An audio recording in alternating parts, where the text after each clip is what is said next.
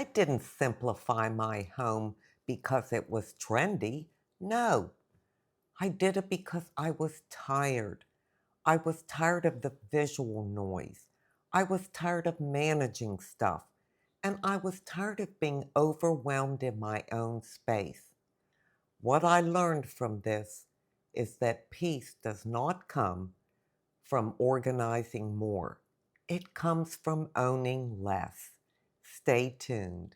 Hi, and welcome to my channel. Thank you so much for being here. I was thinking, as we get older, we need our home to support us. We don't need it to exhaust us, overwhelm us, and create so much work for ourselves. So, over time, I came up with some simple ways, just a certain mindset that made my life easier, that made my home more peaceful, more structured. And I want to share that with you today. So, let's get started. Number one, I declutter or downsize, whatever word you want to use, something each and every day. Now, it's not a big project, it doesn't have to be lengthy, but it's a way to keep things straight and a way to get rid of things that I really have no use for. So, I'll give you an example. Every day, I will pick a drawer, a cupboard, a box, an area, a basket that has magazines or books in them, and I will pare it down. I will declutter it. I will get rid of the things that I really don't need, that are just taking up space. When we think about decluttering or downsizing something, that can be quite daunting and overwhelming because you picture your whole house and you think, oh my goodness, I will never get this all done. But don't think big, think small. Now, I know many people say, think big, think big. Well, I say think small, especially at this age and stage in life. So just think that if every day for a week you took 5, 10, 15 minutes and went through the dresser drawers in your bedroom, got rid of things that you're not using, that don't fit, that you have no use for. I mean, my goodness, that's a great accomplishment. So, by me decluttering or paring down something each and every day, I feel like I'm always ahead. We have medicine cabinets, we have things under the kitchen sink, excess cleaning supplies that we don't even use. We have things under the bathroom sinks. I might have 5 combs. Do I need 5? No, one will do. So it's just things like that because we're constantly adding more stuff. Even though we don't want to, it could be from gifts we received or something we picked up or thought we needed, but we already had it. So declutter something each and every day. That definitely works. Number two, get rid of excess. Wow, I've done that. I love throws, not because I like to put them around me to stay warm, but because they're pretty. They add color to a room, they add texture to a room. They look nice thrown over the edge of the bed or the back of a chair or on your couch. Well, just because they look nice doesn't mean I have to own every one. And I had a habit of anytime I saw a throw that was reasonable, like from Ross or Marshall's or something like that, I would like the color or the texture and I would pick it up. Well, before you knew it, I had about 10 throws. Do I need 10 throws?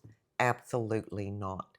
It's okay to have one or two here in my family room, maybe one across the foot of the bed. That's it. And so the way that I have been able to stop doing that and downsize my throws is to think about people that are cold, people that don't have blankets, that don't have heat. Maybe for their animals, they just want a nice blanket or throw for their dog or cat to lay on. And by having that mindset, it has helped me to get rid of all those excess throws and just keep a few for myself. Number three, letting go of sentimental things. Now that's a hard one. I won't deny it, it's very difficult. But let me tell you how I've been able to do it and why I made the decision to do it. I used to think, oh, this belonged to my mother, or my sister gave me this, or a best friend got me this 20 years ago, so I can't part with any of it. But you know what? I didn't even remember I had them because they end up in a box or a bin in the top of your closet or stuffed away somewhere. Was I really enjoying it and appreciating it? No. It's just in my head, I thought, well, I can't part with this because it belonged to someone or whatever. So I changed my mindset. I do have a few things that are very special to me, but I honor them by displaying them. It's the few things that I have out in my house. It's not many, but it's the things that really speak to me and have the most meaning. The other things I took pictures of so that I could remember them, and I let them go. Some things I offered to my family, to my kids. If nobody was interested in it, it was donated. Now, years ago, I got rid of a lot of things from my kids from when they grew up, different things they made me, cards, drawings, and all that stuff. Well, my goodness, if you have a couple kids and you're in your 70s and they were all in school for at least 18 years, you can imagine how much stuff you have. So I just decided I had to let it go. I can remember back when they made it for me or gave it to me and how special it was, how cute they were, and how proud they were of what they drew or whatever. And that's good enough. I have the memory. I offered those things to each individual kid since they're the ones that made it. They don't want it. That's the thing. Our kids don't want this stuff. And so that made it easier for me to let it go, knowing that I do honor and appreciate the few things that I keep out in my house. I was able to release sentimental things without having any guilt. And the reason why is the memory is in me. It lives in me, not the object. So take that into consideration when you're faced with that very difficult task. Letting go of those sentimental items didn't erase the past, it honored it. And that's what matters to me now. Fourth thing I did to simplify my home and make it more calm and peaceful is get rid of containers and organizers. Oh my gosh, have you ever fallen into that trap? I know I sure did. From appearances, my house looked really nice, uncluttered, clean, very well kept. But behind closed doors were containers and bins and baskets of just stuff that I had accumulated. I wasn't using it anymore. It didn't fit in with me, my home, my lifestyle, my decor, my anything. But yet I kept it. But hey, it was organized. It wasn't just scattered here and there and all over the place. It was very neatly organized in bins and containers. Now, how foolish does that sound? I think I sound ridiculous right now because then I just had a closet full or closets full in different locations in the house of all this stuff I was storing and hanging on to because, hey, it looked neat. It was all, contained. Well, I didn't need it. That's the bottom line. I wasn't using it, I didn't need it, and I had to let it go. So that is how I got rid of a lot of stuff. I don't believe in containers and organizers and all that anymore because you're just organizing the junk or the clutter or the stuff that you don't even want or use. If you're not using it, why organize it in a hidden box that nobody's going to see? Donate it. Somebody out there needs it. Somebody out there has use for it. And somebody out there will appreciate it because maybe they can't afford it. So, again, when I change my mindset and think of others, it makes it real easy to part with something because I know in some way I am helping someone else. And that's important to me. The truth is, organizers and bins don't fix clutter, they just hide it. So if you downsize, get rid of things that you really don't need, then you'll have no reason and no use for a bin. Number 5, I just quit buying things because they were pretty. Now, I do like pretty things. And if I see a knickknack or a piece of decor, could just be a little thing, and it's pretty, and I think, oh, that would look so good in my house, I'll pick it up if it's reasonable. Well, before you know it, you're bringing stuff back in. You have more stuff. So you don't have to buy everything just because it's pretty, because you know what? Pretty takes work, and you have more work to do. You have more things to dust, to clean. You have more things on your coffee table or your end tables. So pretty doesn't always do you a favor. Number 6 is acknowledging that space is everything. I don't need to fill every space. I don't need a piece of furniture or something in every corner or something hung on every wall. Space is precious to me now.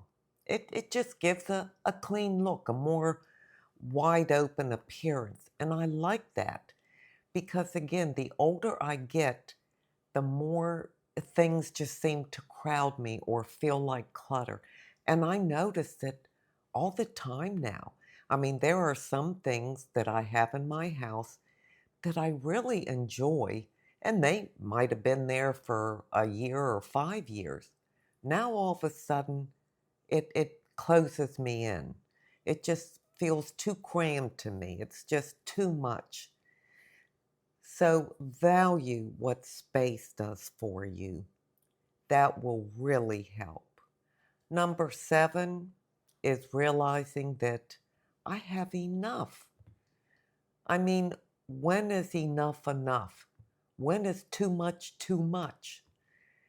If we have things that keep us warm in our home, make us feel cozy, make us feel comfortable, help us to relax, what more do we want? Everybody just wants more stuff, stuff, stuff. And I get it. I've been there before, but I don't want any of it anymore. I'm looking for things that can't be bought in any store. I want peace. I want calm. I want quiet. And I want to love and appreciate what I have and to remember each and every day I have enough.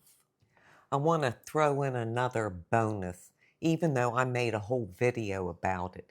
But something that definitely simplified my life was having my home purse. If you didn't see that video, I'll link it below.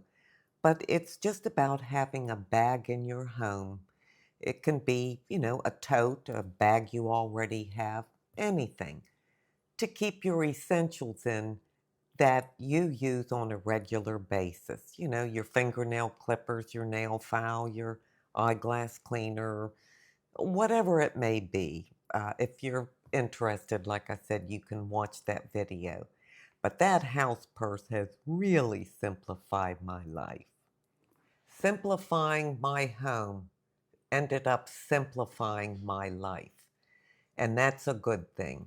I have less to manage, less to pay attention to, and the best part is a freer, calmer mind. When things are out of sorts or lurking in the background, even if you don't see it, you know it. And it just works on your nerves. Well, at least it does mine. And so by doing the things that I spoke about, I have just made my life better. I got rid of a lot of work, a lot of overwhelm, and a lot of clutter going on in my mind, and replaced it with peace, calm, and clarity. If any of this resonated with you, please let me know in the comments section.